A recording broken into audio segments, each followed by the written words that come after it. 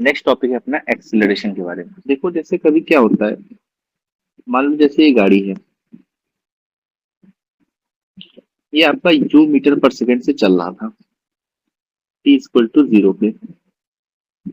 फिर थोड़ी देर बाद तुमने देखा तो भी इसका स्पीड था u metre per second t equal to t 1 पे। बट तुम चाह रहे थे कि इसकी स्पीड थोड़ी सी बढ़ जाए ना, अभी तो यू से चल रहा है लेकिन तुम चाहते हो कि स्पीड बढ़ जाए। तो अब इस स्पीड को बढ़ाने के लिए तुम्हें क्या करना पड़ेगा, गाड़ी को एक्सिलरेट करना पड़ेगा। या मान लो यू मीटर पर सेकंड से चलते ही तुमने ब्रेक लगा दिया, तो गाड़ी को तुम्हें डी एक्सिलरेट करना पड़ेगा। तो एक्सिलरेट और डी एक्सिलरेट से हो क्या रहा है, जो गाड़ी की वेलोसिटी है वो चेंज हो जा रही है। तो हम कह सकते हैं कि एक्सिलरेशन जो होता है, acceleration is rate of change of velocity. किस रेट से वेलोसिटी बढ़ रही है या घट रही है। बहुत जल्दी जल्दी वेलोसिटी बढ़ रही है, मतलब दो, दो से चार, चार से आठ, आठ से 32, 64, 500, 600 ऐसे अगर बढ़ रही है, इसका मतलब एक्सेलरेशन ज्यादा है। अगर वेलोसिटी लगातार घट रही है तो इसको हम लोग बोलेंगे क्या, कि डी एक्सेलरेट हो रही है हमारी गाड़ी। अच्छा, इसमें भी एक चीज ये है कि अगर मान लो जो गाड़ी है ये पहले 2 मीटर पर सेकंड से थी, फिर इसकी स्पीड बढ़ गई 4 मीटर पर सेकंड, फिर इसकी स्पीड बढ़ के हो गई 6 मीटर पर सेकंड, फिर बढ़ के हो गई 8 मीटर पर सेकंड। तो अभी तुम देख पा रहे हो गाड़ी की जो स्पीड है ये इक्वल अमाउंट में बढ़ रही है 2 मीटर पर सेकंड से, 2 मीटर पर सेकंड और 2 मीटर पर सेकंड। तो जब सेम रेट से, मतलब सेम सेम अमाउंट से बढ़ रही है, इसका मतलब कि यहाँ पे जो एक्सेलरेशन होगा वो कांस्टेंट होगा। यहाँ पे एक्सेलरेशन कैसा है, कांस्टेंट। क्योंकि 2 से 4 जाने में भी 2 मीटर पर सेकंड का बढ़ा है, तो एक्सेलरेशन जो रहा होगा वो सेम रहा होगा। 4 से 6 जाने में भी स्पीड 2 ही मीटर पर सेकंड से बढ़ा है, और 6 से 8 जाने में भी 2 ही मीटर पर सेकंड से बढ़ा है। इसका मतलब कि इन सभी केसेस में एक्सेलरेशन कांस्टेंट था। लेकिन अगर 2 मीटर पर सेकंड से बढ़ के 4 हो जाए, और 4 से बढ़ के 16 हो जाए, और 16 से बढ़ के 218 हो जाए, तो अभी बढ़ तो रहा है स्पीड। यहाँ 2 मीटर पर सेकंड से बढ़ा, यहाँ 12 मीटर पर सेकंड से बढ़ा, और यहाँ 202 मीटर पर सेकंड से बढ़ा। तो यहाँ स्पीड में यूनिफॉर्मिटी नहीं है, तो इसका मतलब यहाँ पे एक्सेलरेशन ज्यादा होगा, यहाँ एक्सेलरेशन और ज्यादा होगा, और यहाँ एक्सेलरेशन सबसे ज्यादा होगा। तो इस तरह पे अगर हम बोलेंगे तो यहाँ पे जो हमारा एक्सेलरेशन है वो नॉन यूनिफॉर्म, नॉन यूनिफॉर्म। तो एक्सेलरेशन मोटा मोटा क्या करता है, स्पीड को या तो बढ़ा देता है या तो घटा देता है। एक्सेलरेशन का यही काम होता है। और तो यहीं से हमने फार्मूला बना दिया कि acceleration is rate of change of velocity. किस रेट से हमारी वेलोसिटी बढ़ रही है। ठीक है, अब सुनो, अगर मान लो एक कार है हमारे पास टी इक्वल टू 0 पे, इसके पास स्पीड था यू मीटर पर सेकेंड। थोड़ी देर बाद इसका स्पीड बढ़ के हो गया टी समय बाद वी मीटर पर सेकेंड। तो अगर मैं आपसे पूछूं तो एक्सेलरेशन होगा क्या, तो तुम कहोगे एक्सेलरेशन तो होता है rate of change of velocity, rate of change of velocity v minus you. ये हो गया आपका चेंज ऑफ वेलोसिटी। और अपॉन में लगा है रेट, रेट का मतलब अपॉन टाइम। तो टाइम कितना हुआ 0 से t तक, तो टाइम तो हुआ t। तो ये आ गया एक्सेलरेशन का formula v minus you upon T. अच्छा, इसको मैं ऐसे लिख सकता हूँ v minus you upon T minus 0। और v माइनस यू को मैं लिख सकता हूँ डेल्टा v, और यहाँ पे मैं लिख सकता हूँ डेल्टा टी। तो यहाँ से a की वैल्यू आ गई delta v by delta T, और इसको मैं बोलूंगा एवरेज एक्सेलरेशन, एवरेज एक्सेलरेशन। जैसे एवरेज वेलोसिटी बराबर पढ़ा था हमने delta x by delta T, वैसे ही एवरेज एक्सेलरेशन बराबर हो गया आपका delta we by delta T. तो ये तो बातें हो गई एक्सेलरेशन को लेकर के। इसी में अगर कुछ बातें और मैं जोड़ दूं कि एक्सेलरेशन बराबर होता है v minus you upon T. तो ऊपर तो वेलोसिटी है और नीचे टाइम है। तो अगर मैं इसकी यूनिट बनाऊं तो इसकी यूनिट तो मैं आराम से कहूंगा कि वेलोसिटी अपॉन टाइम, मतलब मीटर पर सेकेंड, और अपॉन में एक और सेकेंड है, ये हो जाएगा मीटर पर सेकेंड स्क्वायर या मीटर सेकेंड स्क्वायर पावर -2। ये आ गया एक्सेलरेशन की बात। फिर मुझसे अगर डायमेंशन लिखने को बोलोगे तुम लोग, एक्सेलरेशन है वेलोसिटी अपॉन टाइम, तो m पावर 0, वेलोसिटी होता है एल टी पावर -1, और एक और टाइम, ये हो जाएगा एल टी पावर -2। ये इसका आ गया डायमेंशन। और अगर मुझसे पूछा जाए कि ये कैसी क्वांटिटी है, तो ये rate of change in velocity है, तो वेलोसिटी पे डिपेंड कर रही है। ये आपकी एक है वेक्टर क्वांटिटी, ये आपकी वेक्टर क्वांटिटी। क्या यहाँ तक बातें मैं समझा पाया आपको? Yes sir. ठीक है, तो मुझे समझ में आ गया कि मैं एक्सेलरेशन पता कर सकता हूँ। एक्सेलरेशन वो वैल्यू है जो मुझको बता के देती है कि स्पीड कितना बढ़ा या कितना घटा किसी टाइम में। तो अगर मैं कहूँ कि ये गाड़ी की स्पीड है 10 मीटर पर सेकेंड, मान लो t इक्वल टू 2 सेकेंड पे, थोड़ी देर बाद इसकी स्पीड है 10 metre per second, t equal to 4 second पे, फिर इसकी स्पीड है 10 metre per second, t equal to 6 second पे। इन तीनों ही केसेस में आप देख पा रहे हैं कि v जो है वो कांस्टेंट है। अगर v कांस्टेंट है तो यहाँ पे एक्सेलरेशन क्या आएगा? ये तो होता है v minus you upon T. v भी वही है, u भी वही है, बाद की वेलोसिटी भी 10 है, पहले की वेलोसिटी 10 है, तब तो एक्सेलरेशन आ जाएगा 0 मीटर पर सेकेंड स्क्वायर। तो याद रखिएगा, जब गाड़ी कांस्टेंट स्पीड से चल रही है, खुद ही समझ सकते हो, ना तो स्पीड बढ़ रही है ना तो घट रही है, तो एक्सेलरेशन तो 0 हो जाएगा।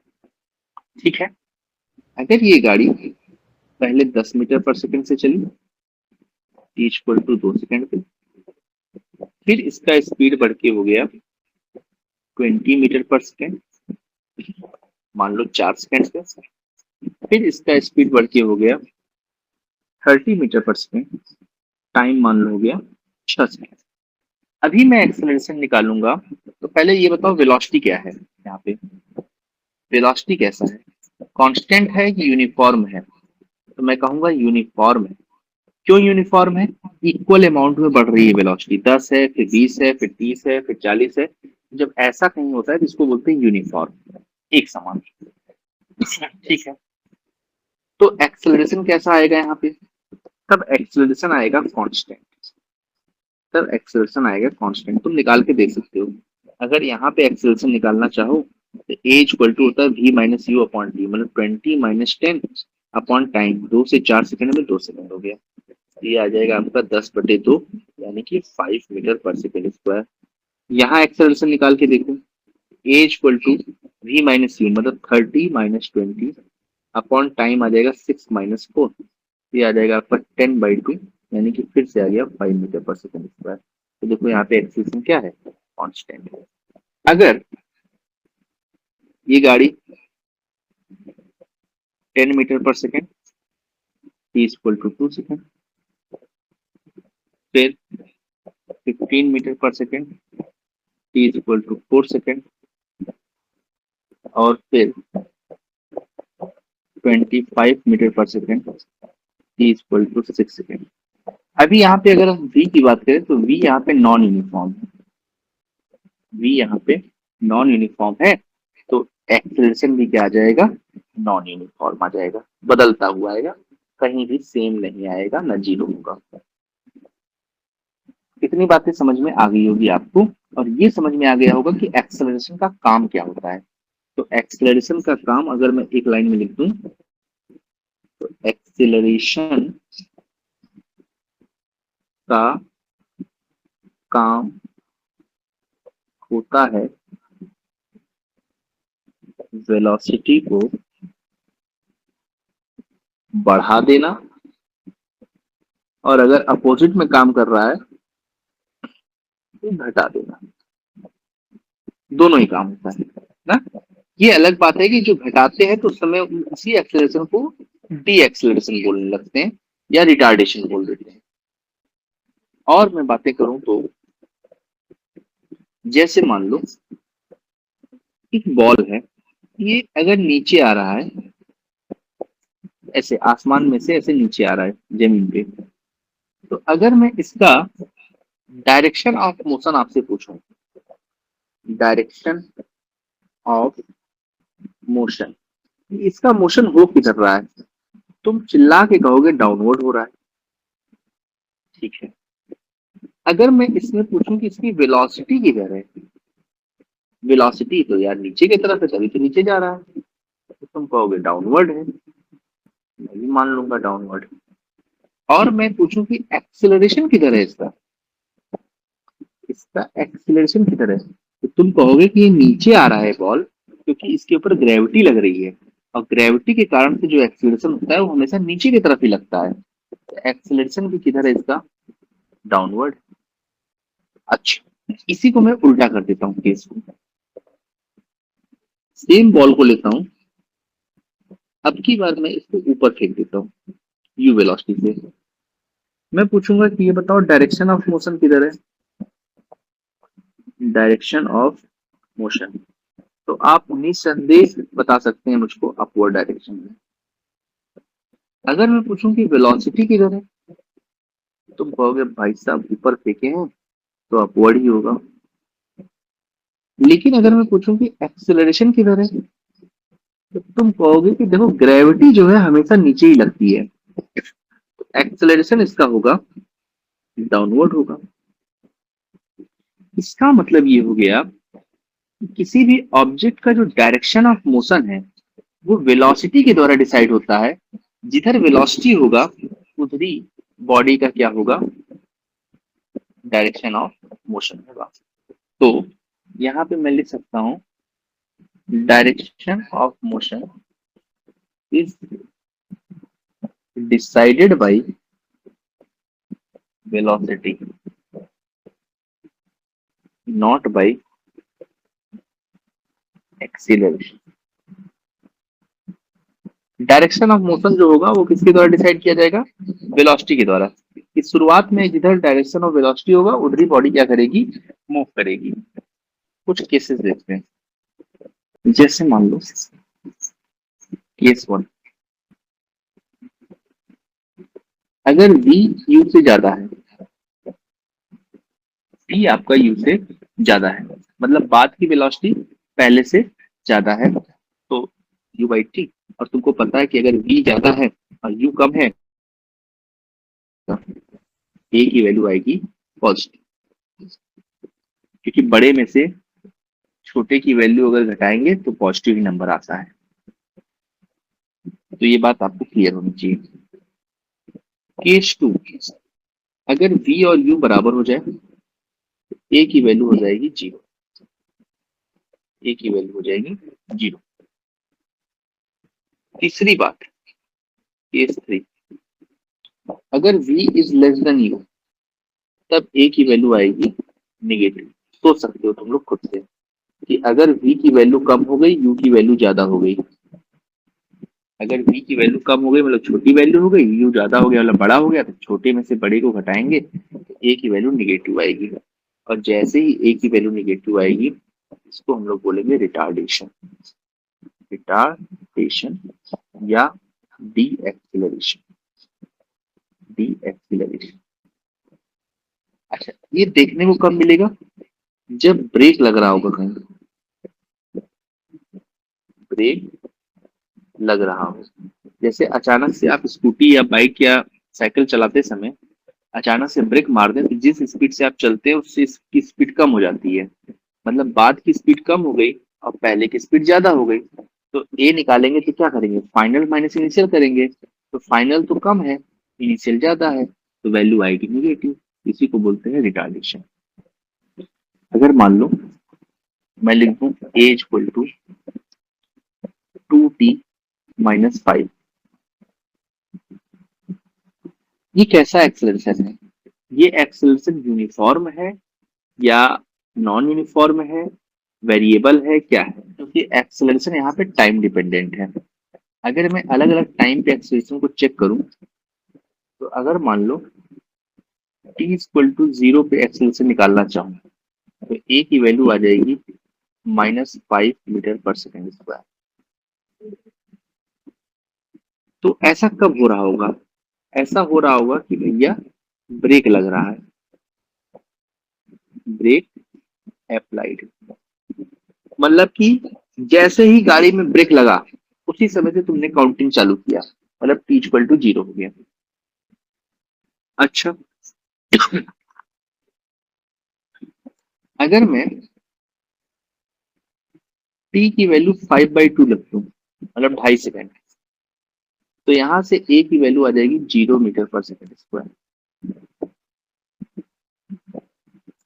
यानी इस टाइम पे वेलोसिटी आपकी कांस्टेंट होगी।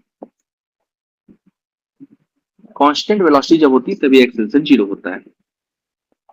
और ऐसे ही अगर मैं आगे बढ़ जाऊं और t की वैल्यू मैं रख दूं 1 या 3 रख देता हूँ, 3, a की वैल्यू आ जाएगी 3×6=5, 1 मीटर पर सेकेंड स्क्वायर। तो यहाँ पे आप कह सकते हैं कि v क्या हो रहा है? बढ़ रहा है।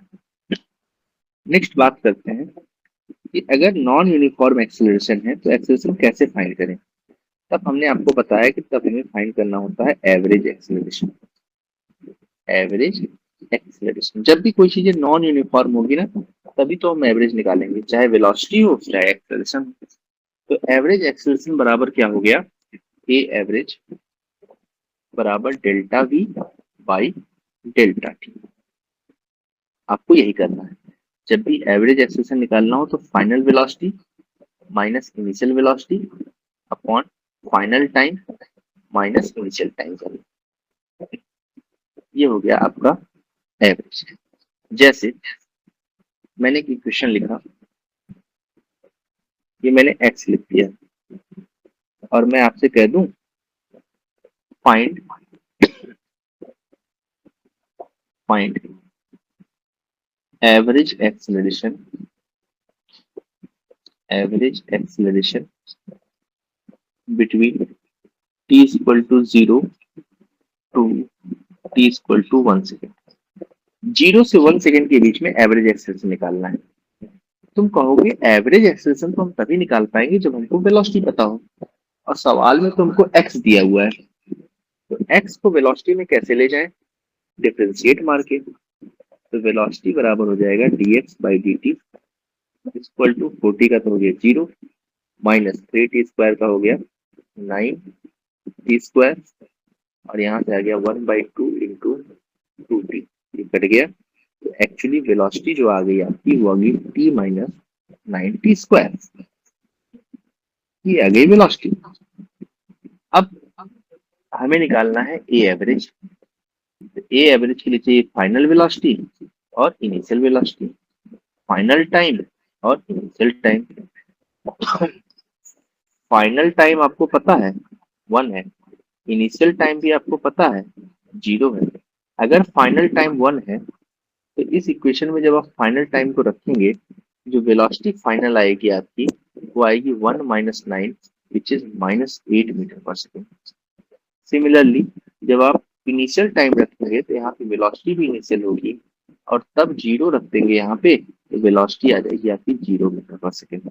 तो मैं कहूंगा यार ये एवरेज तो आ गया आपका क्या, v final -8, v initial 0, t final 1 और 0, यानी -8 मीटर पर सेकेंड स्क्वायर।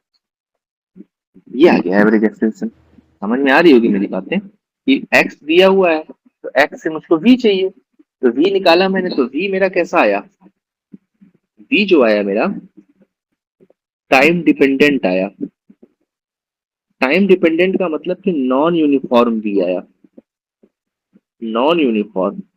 और जब नॉन यूनिफॉर्म v है तब मुझे जरूरत पड़ेगी किसकी, एवरेज एक्सेलरेशन की। अगर यूनिफॉर्म v आता तब मुझे एवरेज निकालने की जरूरत नहीं पड़ती। लेकिन अगर मुझसे कोई कह दे कि मुझे किसी एक पर्टिकुलर टाइम पे एक्सेलरेशन चाहिए, मुझे इंटरवल में टाइम नहीं, एक्सेलरेशन नहीं चाहिए, मुझे एक पर्टिकुलर टाइम पे चाहिए, तब उसके लिए कहाँ चले जाते हैं हम लोग, तब हम जाते हैं इंस्टेंटेनियस एक्सेलरेशन के पास।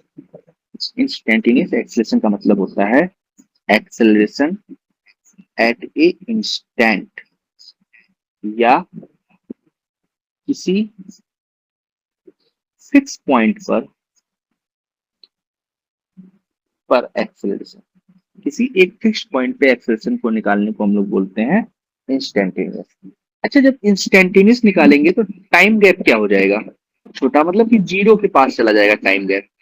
तो जो एवरेज एक्सेलरेशन था ए एवरेज, जिसका फार्मूला हमने पढ़ा था delta we by delta T, यहाँ पे क्या होगा, टाइम गैप बहुत छोटा हो जाएगा, तो यही ए एवरेज बदल जाएगा किसमें, ए इंस्टेंटेनियस में बदल जाएगा डीवी में, और डेल्टा टी बदल जाएगा डीटी में। तो इंस्टेंटेनियस एक्सेलरेशन निकालने का एक फार्मूला आ गया, A equal to D V by D. और यहां से मुझको एक बात समझ में आई कि अगर x को डिफरेंशिएट करेंगे तो v मिलेगा, और v को डिफरेंशिएट करेंगे तो a मिलेगा। x को डिफरेंशिएट किए तो v मिला, और v को डिफरेंशिएट किए तो a मिला। अगर उल्टा चले, a को इंटीग्रेट करें तो क्या मिलेगा, वेलोसिटी को इंटीग्रेट कर दें तो वेलोसिटी मिल जाएगा, और वापस से वेलोसिटी को इंटीग्रेट कर दें तो x मिल जाएगा। तो इसको आप याद रखिएगा कि x को डिफरेंशिएट करते हैं तो v मिलता है, v को डिफरेंशिएट करते हैं तो a मिलता है, और वापस आना है उसी हिसाब से हम वापस चले आएंगे इंटीग्रेट करते हुए। तो यहां से हमें एक बात समझ में आ गई कि अगर मैं इसको लिखूंगा तो v इक्वल टू मैं लिख सकता हूँ dx बाई dt, एक बात, और a बराबर मैं लिख सकता हूँ dv बाई dt, ये हो गई दो बात। क्या आपको ये दोनों बात समझ में आई? अच्छा, अब सुनो यही एक बात और, अगर a बराबर d बाई डी टी है और इस v की वैल्यू तो dx बाई डी टी है, तो क्या मैं v की जगह पे यहाँ पे ऐसे लिख दूं dx बाई डी टी? सही बात है, v की वैल्यू क्या है, v की value dx by D T है। तो हमने d की जगह पे d, यहाँ देखो ना, यहाँ देखिए, d की जगह पे d है, dt की जगह पे dt है, बस इस v की जगह पे हमने क्या किया है, ये जो वैल्यू है वो उठा के यहाँ पुट कर दिया है। तो यहां से हो क्या गया, इसको क्या लिखेंगे, a इक्वल टू d, और d दो बार आया तो इसको लिखेंगे d2 x by D T square. इसको बोलते हैं डबल डिफरेंशिएशन ऑफ x, यानी x को दो बार डिफरेंशिएट करो तो भी एक्सेलरेशन मिलेगा, या वेलोसिटी को एक बार डिफरेंशिएट करो तो भी एक्सेलरेशन मिलेगा। बतिया एक तय है, जैसे x equal to 2/3 t cube plus 1/2 t square plus 5t plus 30, ये x दिया है। मुझसे कहते हैं कि वेलोसिटी फाइंड करो, तो मैं कहूंगा यार x को डिफरेंशिएट मारो, x को तुमने डिफरेंशिएट मारा, यहाँ से वेलोसिटी हो गया क्या, dx बटे dt, और इसकी वैल्यू हो गई 2/3 into 3t square plus 1/2 into 2t plus 5 plus, देखो मैं एक क्वेश्चन लिया था यहाँ पे, x इक्वल टू इतना, और इससे मैं निकालना चाहता हूँ वेलोसिटी और एक्सेलरेशन। तो वेलोसिटी निकालने के लिए क्या करना पड़ेगा, इसको एक बार डिफरेंशिएट करना पड़ेगा। तो मैंने यहाँ पे एक बार डिफरेंशिएट किया तो ये वैल्यूज आ गई, और इसको मैं अब लिख रहा हूँ, तो 3 से 3 कट गया तो ये आ गया 2t स्क्वायर 2 से 2 कट गया तो ये आ गया t और ये आ गया +5। ये आ गया वेलोसिटी की वैल्यू। ये वेलोसिटी की वैल्यू कब आई? जब मैंने x को डिफरेंशिएट किया एक बार। अच्छा, अब ये जो वैल्यू आ गई इसी को मैं फिर से डिफरेंशिएट कर दूंगा तो एक्सेलरेशन आ जाएगा। इसी को अगर मैं फिर से डिफरेंशिएट कर दूं तो a इज इक्वल टू मैं लिखूंगा dv/dt। तो इसको मैं लिख सकता हूँ कितना, 4t+1। ये आ गया एक्सेलरेशन। तो देखो ये हुआ क्या एक्चुअली, v का डिफरेंशिएशन हुआ एक बार, लेकिन x का एक बार डिफरेंशिएशन और फिर से एक बार डिफरेंशिएशन। तो इसीलिए मैंने बोला कि a को मैं ऐसे लिख सकता हूँ dv/dt लिखूं, चाहे इसको मैं d2x/dt² लिखूं। मतलब x का दो बार डिफरेंशिएशन, इसका मतलब होता है x का दो बार डिफरेंशिएशन। अगर मैं तुमसे पूछूं कि एक्सेलरेशन के कितने फार्मूले हुए इंस्टेंटेनियस एक्सेलरेशन के, तो तुम लोग मुझे चिल्ला के बता सकते हो। a इक्वल टू dv/dt पहला फार्मूला। दूसरा तुम लोग मुझे बता सकते हो a इक्वल टू d2x/dt²।